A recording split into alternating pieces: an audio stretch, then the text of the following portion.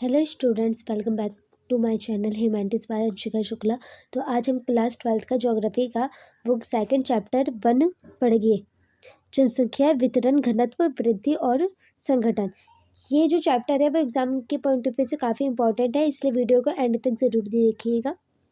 तो इसमें हम वितरण मतलब कहाँ कहाँ जनसंख्या सबसे ज़्यादा फैली हुई है, वृद्धि मतलब वृद्धि कैसी होती है, ऋणात्मक वृद्धि कैसे होती है, ये सारी चीज़ें पढ़ेंगे। ठीक है, पहले हम देखते हैं उच्च जनसंख्या वाले राज्य 5 करोड़ आबादी होती है। जैसे उच्च जनसंख्या वाले राज्य कौन कौन से हैं? उत्तर प्रदेश, बिहार, राजस्थान, मध्य प्रदेश, पश्चिम बंगाल, तमिलनाडु, कर्नाटक, आंध्र प्रदेश। सबसे ज़्यादा जो इम्पोर्टेंट क्वेश्चन आएगा एमसीक्यू में वो उत्तर प्रदेश से सबसे ज़्यादा बार आता है। मध्यम जनसंख्या वाले राज्य कौन कौन से? मतलब 1 करोड़ से 5 करोड़ तक। जम्मू कश्मीर, उत्तराखंड, पंजाब, हरियाणा, असम, झारखंड, छत्तीसगढ़, उड़ीसा, केरल। ठीक है, और निम्न मतलब जिसमें कम है, 1 करोड़ से कम है, हिमाचल प्रदेश, अरुणाचल प्रदेश, नागालैंड, मेघालय, मणिपुर, मिजोरम, त्रिपुरा और वो गोवा और सिक्किम, इसमें कम है जनसंख्या।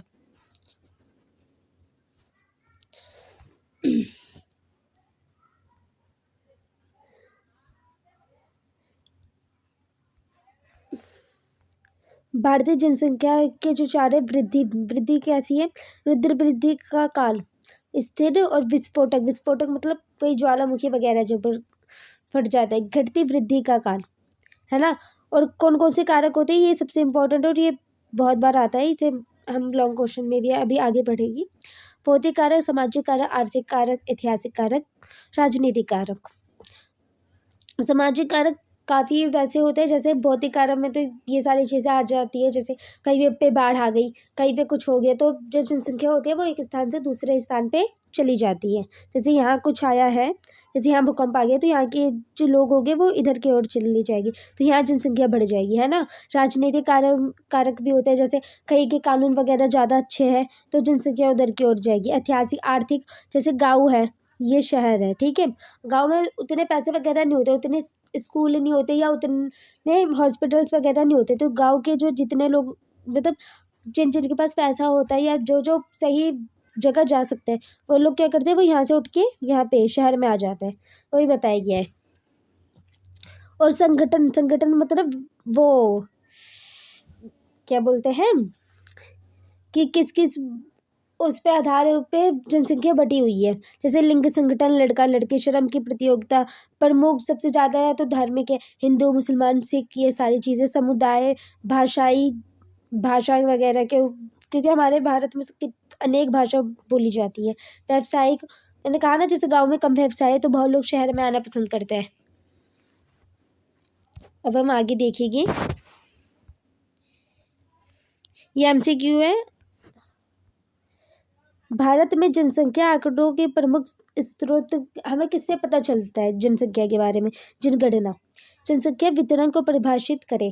पृथ्वी की सतह पर जनसंख्या के फैलाव को जनसंख्या वितरण कहा जाता है। जैसे इतनी जगह है ना, तो इस पे कितने तक जनसंख्या, कितने तक लोग रह रहे हैं, उसके वितरण को, उसके फैलाव को जनसंख्या वितरण कहते हैं कि इतने तक फैलाव है लोगों का और इतने में लोग नहीं है, तो इसको ही बोलेंगे जनसंख्या वितरण। जनसंख्या के दुगना होने के समय का वर्णन करें। जनसंख्या के दुगना होने का समय वर्तमान वार्षिक वृद्धि दर किसी भी जनसंख्या के दुगना होने में लगने वाला समय है। वार्षिक दर मतलब 1 साल वगैरह वाली चीज़ है। अनुसूचित भाषा से क्या तात्पर्य है? अनुसूचित भाषाएं वे भाषाएं हैं जिन्हें भारतीय संविधान की 8वें अनुसूची में शामिल किया गया है। भारत के संविधान में कितनी अनुसूचित भाषाएं? 22। ये वाला इम्पोर्टेंट है, ये वाला है, ये वाला भी है। जनसंख्या की प्राकृतिक वृद्धि की गणना किस प्रकार की जाती है? जन्म मृत्यु दर, कहाँ पे जनसंख्या ज़्यादा, मतलब जहाँ पे जन्म दर ज़्यादा है, जहाँ कहाँ पे मृत्यु दर ज़्यादा होगी तो जनसंख्या घटेगी, जन्म दर ज़्यादा होगी तो जनसंख्या बढ़ेगी। ठीक है, वही बताइए।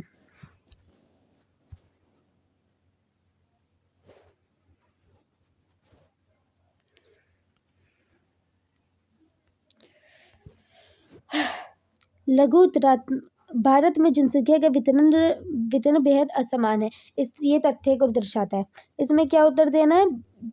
जनसंख्या वितरण में असमानता वगैरह किस लिए, ये हमें बताना है। तो भारत में जनसंख्या का वितरण अत्यधिक असमान है, काफ़ी रूप से असमान है। कई समान नहीं है कि जैसे उत्तर प्रदेश में इतना ही है, दिल्ली में जैसे 1 लाख लोग ही रहे, है ना, ऐसा नहीं है। लोग यहाँ से वहाँ जाते आते रहते हैं, इसलिए जनसंख्या वितरण कभी बढ़ता है कभी घट जाता है।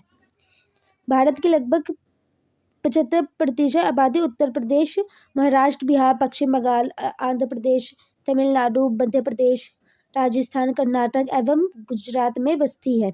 ये इंपॉर्टेंट क्वेश्चन है और आता भी है पेपरों में, जो ये उजागर करता है कि भारत में भौतिक कारकों में असमानताएं हैं।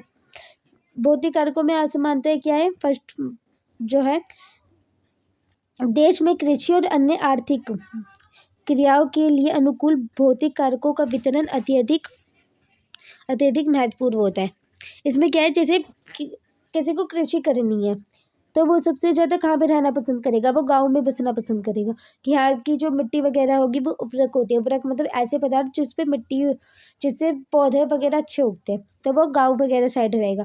किसी को आर्थिक क्रियाएँ ज़्यादा अट्रैक्ट करती है कि मुझे पैसे वगैरह ज़्यादा कमाने, कृषि वगैरह नहीं करनी, तो वैसे लोग कहाँ बसते हैं? शहर में।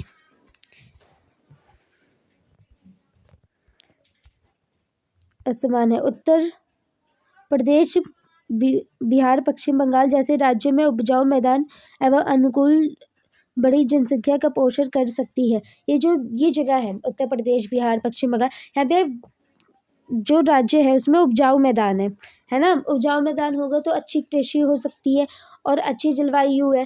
जैसे गंगा नदी उत्तर प्रदेश में ही तो है। बड़ी जनसंख्या का पोषण कर सकती है कि यहाँ पे इतनी चीज़ें हैं कि बड़ी जनसंख्या आराम से बच सकती है। असमान औद्योगिक विकास, महाराष्ट्र, गुजरात, कर्नाटक जैसे राज्यों में कृषि के साथ साथ औद्योगिक विकास भी जनसंख्या केंद्र का कारण बनते हैं। कहाँ औद्योगिकरण ज़्यादा हो सकता है, वहाँ पर भी लोग ज़्यादा बसना पसंद करते हैं। देश में विभिन्न सामाजिक, सांस्कृतिक, ऐतिहासिक अवस्थितियाँ हैं, जिसकी वजह से देश में जनसंख्या का वितरण असमान है। काफ़ी लोग ऐतिहासिक जगह पे जाना पसंद करते हैं, सांस्कृतिक, जैसे किसी किसी का मानना ये नहीं होता कि वृंदावन शुभ है, शुभ स्थल है तो वहाँ पे रहना चाहिए, या फिर कोई मस्जिद की जगह को ज़्यादा मानना पसंद करते हैं कि वो शुभ स्थल है तो वहाँ पे रहना पसंद करेंगे। तो वही बताया गया कि सांस्कृतिक भी है, जहाँ पे जो हमारे जो लोग होते हैं वो ज़्यादा बसना पसंद करते हैं। आर्थिक स्तर की दृष्टि से भारत की जनसंख्या को कितने वर्गों में बांटा जा सकता है? ये काफ़ी इंपॉर्टेंट है और पेपरों में आया है। एक मिनट 2008 के पेपर में भी आया था।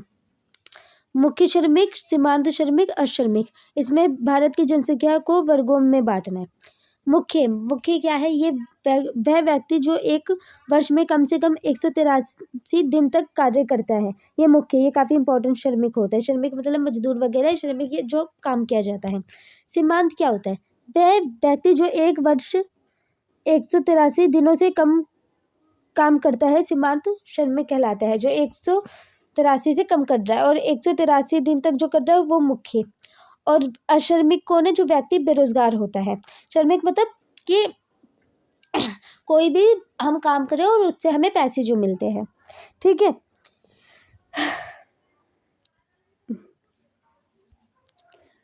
1901 से 1921 की समयावधि में भारत की जनसंख्या वृद्धि दर में स्थिरता या नकारात्मकता क्यों है? अब हम ये देखेंगे, ये भी इम्पोर्टेंट है।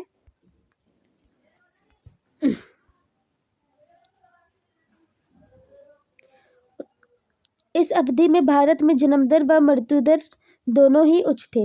स्वास्थ्य संबंधी देखो, सबसे पहले स्टूडेंट्स यहाँ पे देखिए 1901 से 1921 का टाइम बता रहे हैं, जहाँ पे काफ़ी चीज़ें नहीं थी उस टाइम पे।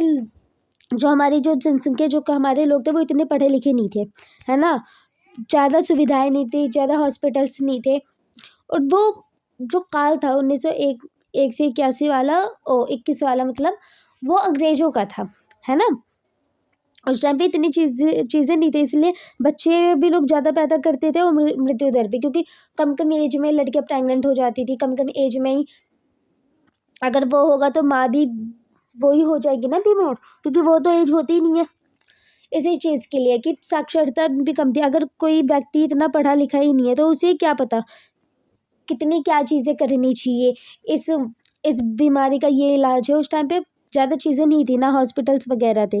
स्वास्थ्य संबंधी सुविधाओं का अभाव था, लोगों में साक्षरता प्रतिशत बहुत कम थी, कि बहुत बहुत रेयर लोग पढ़े होते थे, क्योंकि ज़्यादातर लोग नहीं पढ़ते थे। आपने हिस्ट्री भी पढ़ी होगी कि लड़कियों के कम विवाह में ही जल्दी शादियाँ हो जाती थी और इतना धर्म वगैरह माना जाता था। अब खाद्यान्नों एवं अन्य आधारभूत सुविधा। आधारभूत सुविधा क्या होती है? आधारभूत मतलब बेसिक नीड्स नहीं होती एक इंसान की, रोटी कपड़ा मकान, आधारभूत बेसिक नीड्स हैं। वो सारी चीज़ें भी नहीं होती थी, वो सारी व्यवस्था भी नहीं होती थी। अब हम देखेंगे भारत सरकार, एक मिनट,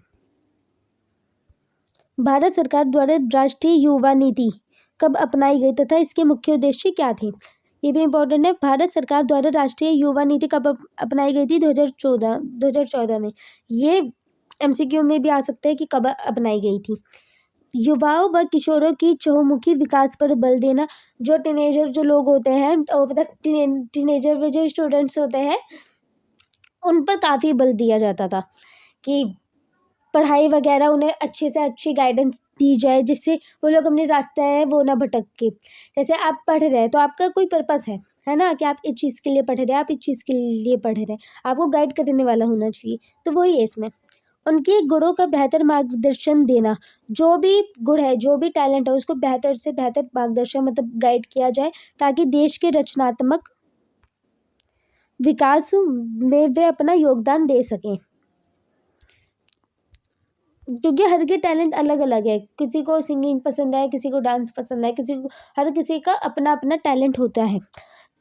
अब वो अगर हम सपोर्ट करेंगे, वो अगर कोई आपको गाइड करेगा कि आपको ये चीज़ करनी चाहिए, ये चीज़ करनी चाहिए, तो उससे आपका मनोबल बढ़ेगा और आप वही चीज़ें करेंगे।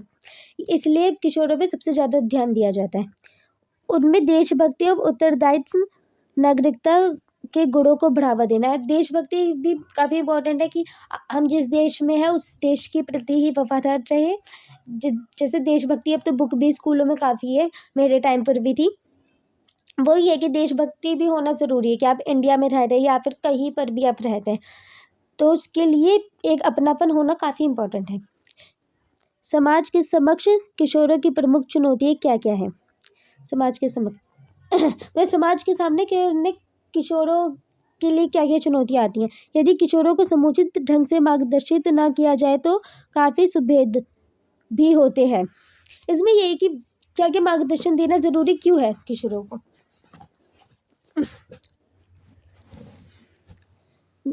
निरक्षरता, औषध दुरुपयोग, विवाह की निम्न आयु, समुचित मार्गदर्शन का अभाव, अन्य चुनौतियाँ। अब हम देखेंगे निरक्षरता। अधिकतर किशोर वर्ग, विशेषतम स्त्रियां निरक्षर है। निरक्षर क्यों है? क्योंकि बहुत सी जो स्त्रियां होती है वो अपने टीनेज में, मतलब 10th to 12th में बहुत माँ बाप पढ़ाई छुड़वा देते हैं, पता नहीं क्योंकि जल्दी शादी हो जाए, जल्दी शादी हो जाए। अब तो ऐसा नहीं होता, लेकिन पहले के टाइम में ये सारी चीज़ें काफ़ी थी, इसलिए निरक्षरता बताई गई है, जिसके कारण वह अपने व परिवार के विकास में योगदान नहीं दे पाती।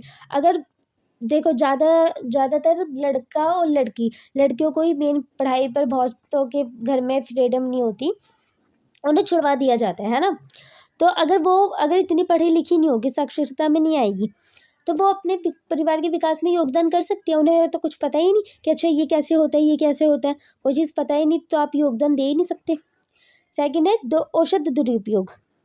अधिकतर किशोर शिक्षा पूरी किए बिना ही विद्यालय छोड़ देते, काफ़ी होते हैं जो अपने मार्ग से भटक जाते कि अच्छा पढ़ाई में इंटरेस्ट नहीं है, इस चीज़ में इंटरेस्ट नहीं है, हम पढ़ाई नहीं करके कुछ और करेंगे, तो वो विद्यालय छोड़ देते हैं और औषध या मदिरापान के कारण रास्ता भटक जाते हैं। आप काफ़ी देखते होंगे जो 11 से 17 18 या हाँ, मतलब इतना स्कूल टाइम पे भी 17 तक में जो बच्चे एकदम मदिरापान मतलब घटिया चीज़ों में लग जाते हैं, वो जो पढ़ाई की जो स्टूडेंट लाइफ होती है उसकी तहस महस हो जाते हैं उन लोगों का, और वो लोग ना पढ़ पाते। और आप देखना कि 12th तक कोई बच्चा इतना, बहुत रेयर ही बच्चे होते हैं जो सारे बच्चे पढ़ते हो, वरना कोई ना कोई 1-2 क्लास ऐसी हो ही जाती है कि स्टूडेंट उतना सही से नहीं पढ़ता। ऐसे लोग समाज के लिए अभिशाप बन जाते हैं और समाज परिवेश को ही बिगाड़ते हैं, क्योंकि कोई भी व्यक्ति अगर एजुकेटेड नहीं है ना, तो वो समाज के लिए कोई अच्छा कार्य नहीं कर सकता, क्योंकि उसने इतनी पढ़ाई नहीं करी और उसे इतना सही गलत पता ही नहीं है, क्योंकि पढ़ाई से मेन इम्पोर्टेंट क्या है कि आप सही गलत ये सारी चीज़ें पहचान पाते हैं। अब विवाह की निम्न आयु, विवाह की निम्न आयु उच्च मातृ मृत्यु दर का कारण बनती है, जो आगे जाकर लिंगानुपात को प्रभावित करती है। इसमें क्या है, विवाह की अगर कम उम्र में जो लड़कियों की शादी, पहले ये था कि 18 से पहले जो शादियां होती थी, अगर वैसे में अगर शादी हो गया 18 से पहले या एकदम कम एज में भी, जल्दी बच्चा होगा और उससे विवाह क्या बोलते हैं, बच्चे वगैरह मर जाते हैं, इतना बच्चा नहीं जिएगा या फिर वो औरत नहीं जी पाएगी, ठीक है। इसलिए विवाह की निम्न आयु भी इतनी बेकार होती है, इसलिए इस पे इतना रोक टोक है। समुचित मार्गदर्शन का अभाव, कहीं ना कहीं किशोर जो होते हैं उन्हें ज़्यादा गाइड करना चाहिए, क्योंकि अगर उन्हें गाइड करने वाला कोई नहीं है, टीचर्स नहीं कर रहे, पेरेंट्स नहीं कर रहे, तो वो अपनी राह से भटक जाते हैं, और राह से अगर एक बार आप भटके तो आपकी क्लासें बिगाड़ जाती है। एक बार आप कोई भी बच्चा अगर गलत लाइन में गया तो वो इतना पढ़ाई नहीं कर पाता है। मार्गदर्शन देने के लिए किसी ठोस कदम का अभाव है, कोई ठोस कदम उठाया जाना चाहिए, जिस कारण वे मार्ग से भटक जाते हैं। अन्य चुनौती की HIV एड्स, किशोरों माताओं से उच्च मृत्यु दर बढ़ती है। HIV एड्स भी काफ़ी होते हैं, HIV बीमारी है जो काफ़ी चीज़ों से होती है, फिजिकल रिलेशन से भी होती है। वो दाढ़ी अगर कोई बनवाता है, अगर उसका ब्लेड भी लग जाए, अगर खून किसी डॉक्टर ने कोई इंजेक्शन लगाया आपको, है ना, और कोई डॉक्टर ने किसी एक पेशेंट को इंजेक्शन लगाया, है ना, और दूसरा गया और उन्होंने दूसरा इंजेक्शन नहीं लिया, उसी से ही अगर कर दिया, तो अगर पहले वाले को एड्स है ना, तो दूसरे वाले को है वो भी हो जाएगा। यही है, HIV एड्स किशोरी माताओं से उच्च मृत्यु दर का कारण बनती है। अब हम देखेंगे आर्थिक कारकों के कारण जनसंख्या किस प्रकार प्रभावित होती है। आर्थिक मतलब पैसे के कौन कौन से कारक हैं। आर्थिक कारक में प्राथमिक, द्वितीयक एवं तृतीयक क्रियाएं भी सम्मिलित होती हैं। प्राथमिक में कृषि वगैरह होती है, द्वितीयक में क्या होता है, औद्योगिक, सिलाई, कढ़ाई, बुनाई, ये सारी चीज़ें आती है, और तृतीयक क्रियाएं कौन सी क्रिया होती है, जिसपे आप सेवा देना स्टार्ट करते हैं। पढ़ लिख कर क्या ज़्यादातर स्टूडेंट सेवा ही देते हैं पढ़ लिख के, कोई डॉक्टर बनेगा, कोई टीचर बनेगा, कोई वकील बनेगा, मतलब कुछ ना कुछ कि आप सेवा दे रहे हो सामने वाले को। तकनीकी ज्ञान आर्थिक क्रियाओं का अंग है। तकनीकी जो टेक्नोलॉजी का जो ज्ञान है वो आर्थिक क्रियाओं का ही अंग होता है। इसलिए जिस क्षेत्र में तकनीकी ज्ञान पर निर्भर विकास होता है वही अधिक जनसंख्या निवास करती है। जहाँ पे टेक्नोलॉजी ज़्यादा है, जैसे इस देश में टेक्नोलॉजी ज़्यादा है, तो वहाँ पे ज़्यादा लोग निवास करते हैं, वहीं पे लोग ज़्यादा रहना पसंद करते हैं, क्योंकि यहाँ ज़्यादा सुख सुविधाएं हैं, तो अधिक जनसंख्या निवास करती है। औद्योगिक व नगरीय क्षेत्र में इसी कारण अधिक जनसंख्या बसी होती है। नगरीय क्षेत्र में सबसे ज़्यादा जनसंख्या इसी कारण है क्योंकि गांव में उतनी फैसिलिटी नहीं होती, कृषि अधिक होती है, ये वहाँ उत्पादन अधिक होता है, वे क्षेत्र भी अधिक बसे होते हैं, जैसे पश्चिम उत्तर प्रदेश, हरियाणा, जहाँ पे कृषि वगैरह अधिक होती है। जैसे किसी को प्राथमिक क्रिया में जाना है ना, कोई इतना या उसे कृषि करना पसंद है, ये सारी चीज़ें अगर उसे पसंद है किसी भी व्यक्ति को, तो वो प्राथमिक क्रिया के लिए उत्तर प्रदेश, हरियाणा, इन पे ही जाता है और वहीं पे कृषि करता है। इसलिए ये जो राज्य है काफ़ी घने बसे भी हैं।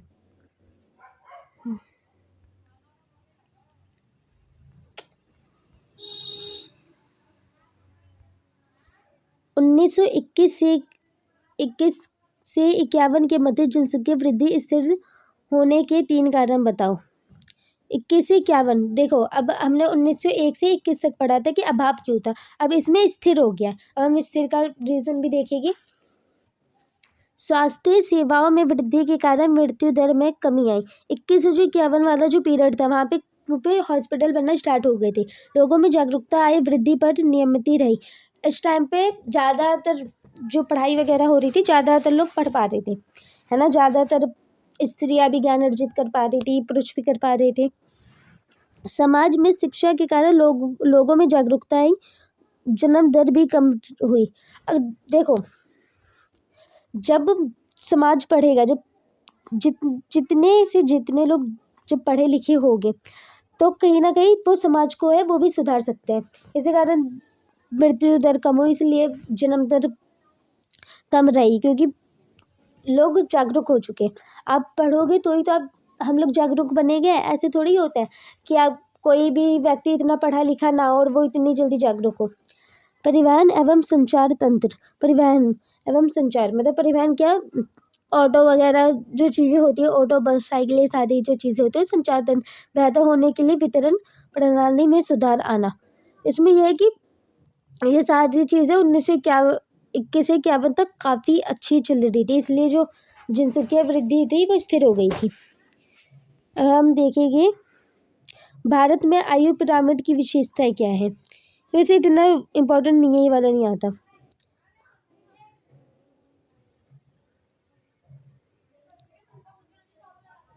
तभी हम देख लेते हैं भारत की आयु पिरामिड की विशेषताएं बताएं। उच्च आयु वर्ग में पिरामिड संकरा है।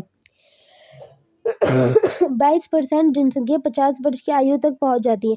22% जो लोग होते हैं वो 50 वर्ष की आयु तक पहुंच जाते हैं। 60 वर्ष की आयु के लोगों की जनसंख्या 12% है कि 60 पहुंच पाए। 40 से 49 वर्ष आयु वर्ग 10% जनसंख्या पाई जाती है। जो 40 से 49 के बीच पहुंच पाए वो 10% है, क्योंकि आज के टाइम में काफ़ी जल्दी मृत्यु हो पा रही है देखा जाए तो। लेकिन ये है कि 50 तक तो ज़्यादा लोग पहुंच ही रहे हैं। भारत में लिंग अनुपात घटने के 4 कारण बताइए। लिंग अनुपात घटने के कारण बताने। लड़कियों की अपेक्षा लड़के के जन्म को प्राथमिकता देना। देखिए, काफ़ी घरों में ये माना जाता है कि अच्छा लड़की हो गई है ना, लड़का नहीं हो। लड़का होना काफ़ी इम्पोर्टेंट है। दहेज प्रथा हो, कोई सी भी चीज़ें हो, लड़कों को ही सबसे ज़्यादा प्रायोरिटी दी गई है, जिसके उससे लिंग अनुपात कमी होगा। क्योंकि अगर लड़कियों को ही मार दिया जाएगा तो पॉपुलेशन कैसी होगी, लड़के थोड़ी पॉपुलेशन कर पाएंगे। तो वही है, लड़कियों की हमेशा अपेक्षा लड़कों को ही हमेशा इम्पोर्टेंस जो सभी घरों में दी जाती है। सभी नहीं, काफ़ी घर होते जहाँ नहीं दी जाती, लेकिन ज़्यादातर घरों में दी जाती है। कन्या भ्रूण हत्या, इसका मतलब ये है कि पेट में ही बच्चा मार देना, कि अच्छा पेट में लड़की है तो मार दो। कुपोषण के कारण बाल्यावस्था में ही कन्या शिशुओं की मृत्यु हो जाती है। कुपोषण के कारण बाल्यावस्था में ही कन्या शिशु की, हाँ, जो महिलाएं या जो भी कुपोषण होते हैं, कुपोषण में एकदम पतली सी नहीं होते बहुत बच्चे, एकदम हड्डी जैसे दिखते हैं, वो होते हैं कुपोषण के, वो होते हैं मतलब कुपोषण व्यक्ति वही होते हैं। उनके कारण काफ़ी जो कन्या होती है वो मर जाती है बचपन में ही। समाज में स्त्रियों को कम सम्मान प्राप्त होना, उनके स्वास्थ्य व पोषण पर ध्यान न दिया जाता।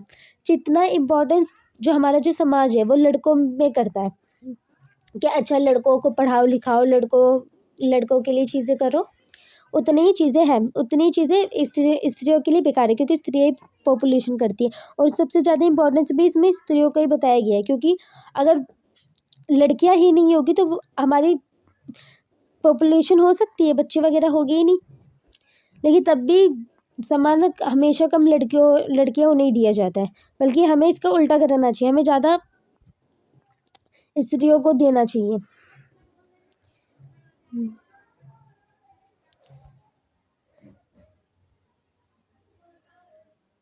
भारत में 4 भाषा परिवार कौन कौन से हैं।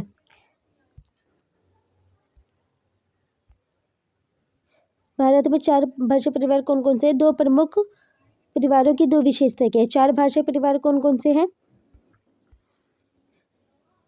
भारतीय, यूरोपीय, आर्य, द्रविड़, ऑस्ट्रिक और चीनी तिब्बती, ये 4 भाषाएं हैं।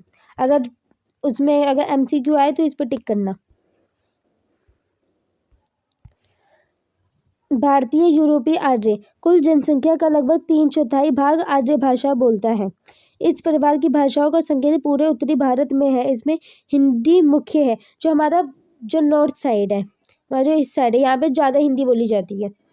और द्रविड़ भाषा क्या है, कुल जनसंख्या का लगभग 5वां भाग द्रविड़ भाषा बोलता है। इस परिवार की भाषाएं मुख्यतः प्रायद्वीपीय पठार छोटा पठार के क्षेत्रों में बोली जाती है। इस परिवार में तेलुगु, तमिल, कन्नड़, मलयालम मुख्य भाषाएं बोली जाती है, जो अनेक भाषाएं हैं।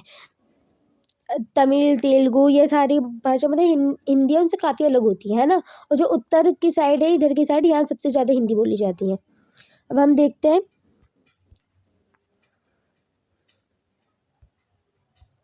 भारत में जनसंख्या की घनत्व के स्थानिक वितरण की विवेचना कीजिए। 2011 की जनगणना के अनुसार भारत में जनसंख्या की घनत्व 382 व्यक्ति प्रति वर्ग किलोमीटर है। मतलब ये प्रति वर्ग किलोमीटर यहाँ किलोमीटर है, यहाँ 382 व्यक्ति है प्रति वर्ग किलोमीटर। इस राज्य स्तर पर जनसंख्या की घनत्व में बहुत विषमताएं पाई जाती हैं। राज्य स्तर पर जनसंख्या का घनत्व जैसे बताया ना मैंने, जैसे गांव में अलग जनसंख्या है, शहर में अलग है। काफ़ी लोग शहर में रहना पसंद करते हैं, कुछ गांव में रहना पसंद करते हैं।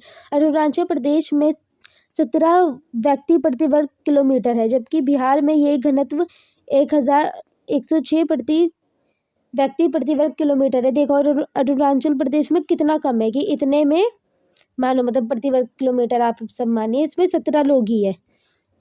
और वहीं बिहार में कितना है, 1106। केंद्र शासित प्रदेशों में दिल्ली का घनत्व सबसे अधिक है, 11,320 व्यक्ति प्रति वर्ग किलोमीटर है, जबकि अंडमान निकोबार द्वीप समूह में केवल 46 व्यक्ति है प्रति वर्ग किलोमीटर में, और इतना कम है। प्रायद्वीपीय भारत में केवल केरल राज्य का घनत्व सबसे अधिक 860 है। इसके बाद तमिलनाडु है दूसरे नंबर पे। ये एमसीक्यू में काफ़ी बार आता है। मतलब पर्यावरण के विपरीत दशाओं के कारण उत्तरी तथा उत्तरी पूर्व भारतीय राज्यों की जनसंख्या घनत्व काफ़ी कम है, जबकि मध्य प्रदेश भारत तथा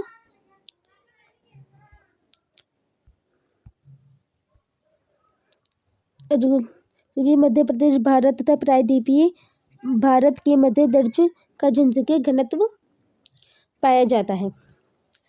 अब ये इंपॉर्टेंट है, ये वाला क्वेश्चन मैंने टिक मार रखा है। जनसंख्या वृद्धि का क्या अर्थ है? भारत में जनसंख्या वृद्धि में 20वीं सदी के प्रारंभ से लेकर वर्तमान तक जो अवस्थाएं स्पष्ट 3 अवस्थाएं होती हैं, उनका वर्णन कीजिए। जनसंख्या वृद्धि दर हम देखेंगे। वृद्धि मतलब बढ़ना और ऋणात्मक मतलब घटना। जनसंख्या वृद्धि दर किसी विशेष क्षेत्र में विशेष समयावधि में होने वाले जनसंख्या परिवर्तन को जब प्रतिशत में व्यक्त किया जाता है, उसे जनसंख्या वृद्धि दर कहते हैं। कि कितनी जनसंख्या हुई है, उसे जब हम परसेंटेज में देखते हैं, उसे जनसंख्या वृद्धि दर कहते हैं।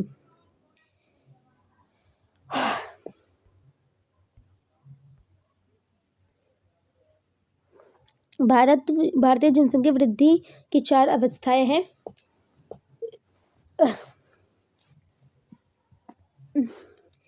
स्थिर वृद्धि, निरंतर, तीव्र और घटती हुई वृद्धि।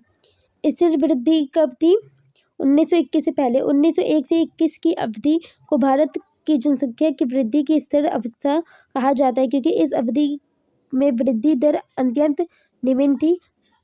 मतलब वृद्धि बढ़ कम रही थी, यहाँ तक कि 1911 से 21 के दौरान ऋणात्मक वृद्धि दर रही।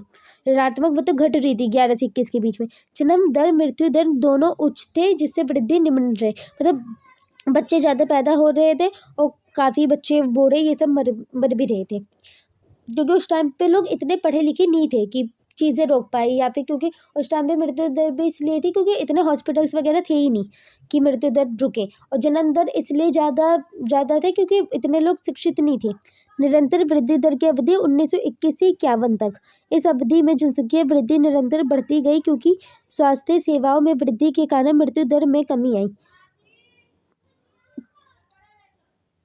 वृद्धि क्योंकि स्वास्थ्य सेवा, क्योंकि देखो 21 से 51 तक हॉस्पिटल्स वगैरह बन गए थे, तो वृद्धि जो मतलब ऋणात्मक मतलब वृद्धि कम घटी थी। जनसंख्या जो थी वो कम, मृत्यु दर कम रही, कि लोग नहीं मर रहे थे उस टाइम पे, लेकिन जन्म दर काफ़ी था उस टाइम पर भी। तीव्र वृद्धि की अवधि 1951 से 1951 से 81 तक। इस अवधि को भारत में जनसंख्या विस्फोटक की अवधि नाम से भी जाना जाता है। विकास कार्यों में तेजी, बेहतर चिकित्सा सुविधाएं, बेहतर जीवन स्तर के कारण मृत्यु दर में तीव्र ह्रास और जन्म दर में उच्च वृद्धि देखी गई। तो काफ़ी चीज़ें हो गई थी, मतलब हॉस्पिटल्स वगैरह काफ़ी बन गए थे, जिसकी वजह से मृत्यु दर काफ़ी हद तक घटी और जन्म दर लेकिन ऊंची थी, क्योंकि उतने पढ़े लिखे नहीं थे। अब यहाँ पे लेकिन पढ़े लिखे लोग हैं। घटती वृद्धि की अवधि 1981 से आज तक। 1981 से वर्तमान तक वैसे तो देश की जनसंख्या की वृद्धि दर ऊंची बनी रही, परंतु इसमें धीरे धीरे मंद गति से घटने की प्रवृत्ति पाई जाती है। विवाह की औसत आयु में वृद्धि की और विवाह की आयु जो है वो निश्चित कर दी गई है ना। स्त्रियों की शिक्षा, स्त्रियों में अब काफ़ी शिक्षा भी है, पहले तो इतना नहीं था। शिक्षा में सुधार हो रहा है। जनसंख्या नियंत्रण के कारगर उपायों ने इस वृद्धि को घटाने में मदद की है। जो इतने जन्म दर थे पहले बिना शिक्षित के कारण, अब काफ़ी चीज़ें सुधार हो रही हैं। भारत में भूदृश्य पर धर्म की औपचारिक अभिव्यक्ति संपूर्ण भूदृश्य को एक विशेष आयाम प्रदान करती है। उचित उदाहरण देके अपने उत्तर की पुष्टि करें।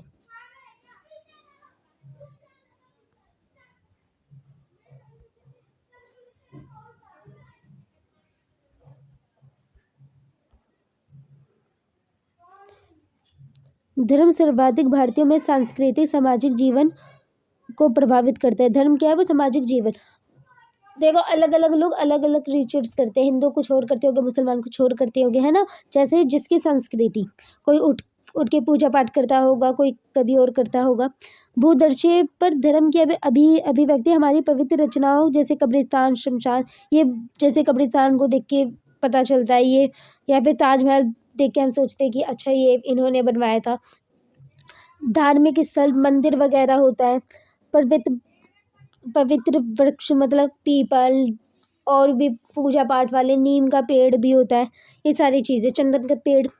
भूदर्शे पर धर्म की अभिव्यक्ति हमारी पवित्र रचनाओं, कब्रिस्तानों, शमशान घाट धर्म के लिए पवित्र वर्षों और धार्मिक स्थलों के रूप में प्रकट होती है, कि हम भूदर्शे ऐसे में देखते हैं। भारत के नगरों व गांवों में हर नली व चौराहों पर विशाल मंदिर, मस्जिद, गिरजाघर, गुरुद्वारे, समाधियाँ पूरे भूदर्शे को एक नया आयाम प्रदान करती है, कि काफ़ी लोग देखने के लिए आते हैं कि अच्छा यहाँ पे ये मंदिर, आप भी देखना, आप भी कितने मंदिर वगैरह देखने के लिए जाते हैं कि हमें गुरुद्वारे जाना है देखने कि कैसा दिखता है, ये कैसा मंदिर दिख रहा है, यही सब है इसमें। प्रमुख नदियों के घाट, झील, सरोवर, पशु पक्षियों व पेड़ों के पवित्र स्थलों के सम्मुख संपूर्ण भूदृश्य पर देखे जा सकते हैं। भूदृश्य ये सब व्यक्ति देखने के लिए यहाँ से वहाँ जाते हैं। भारत का भूदृश्य अपने मैंने सही फोटो नहीं खींची। अनेक धर्मों का जनक रहा है। यहाँ पर विभिन्न धर्मों के अवतारों जैसे पीर, फकीर, साधु संत की लीलाओं के अवशेष चारों ओर नजर आते हैं, जो इन संपूर्ण भूदृश्य को पवित्र व अनोखा बनाते हैं। जो हमारे जो धर्म वगैरह पीर वगैरह, वो कहीं ना कहीं लीलाएं वगैरह बनाई है, जिससे हम देख के पता कर पाते कि अच्छा ये उस टाइम ये हुआ था, उस टाइम ये हुआ था।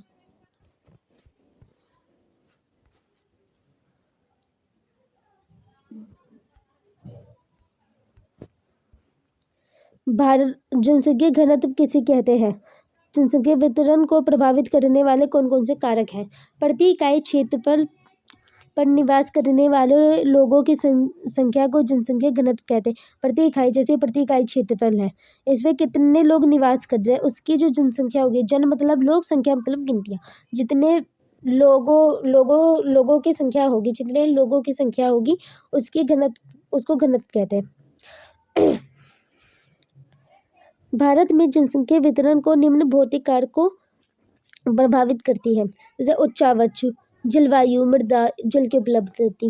उच्चावच मतलब मैदान वगैरह, मैदानी जगह, वहाँ लोग ज़्यादा रहना पसंद करते हैं, ना कि पर्वतीय जगह पे, है ना। क्योंकि आप पहाड़ पठार पे आप कोई भी इतनी जल्दी रहना नहीं पसंद करेगा, क्योंकि वो गिर सकते हैं कभी भी, वहाँ तूफान वगैरह आ सकता है। क्योंकि मैदानी पे इतने जल्दी बाढ़ वगैरह नहीं आती है।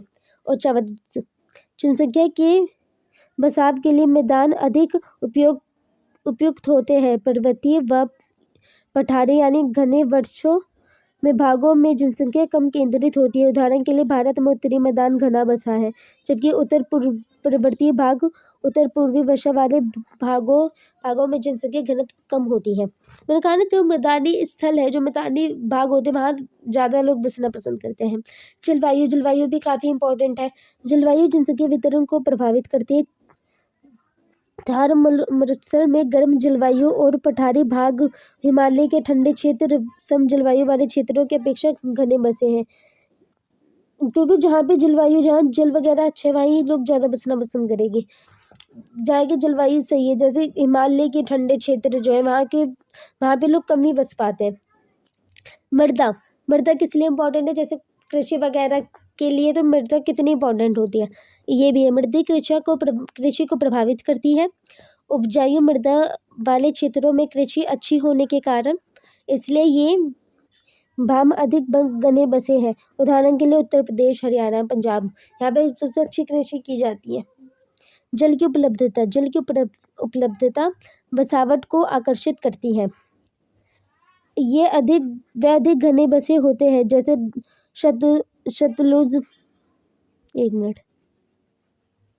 सतलुज गंगा का मैदान, तटीय मैदान, यहाँ काफी लोग बसे हैं।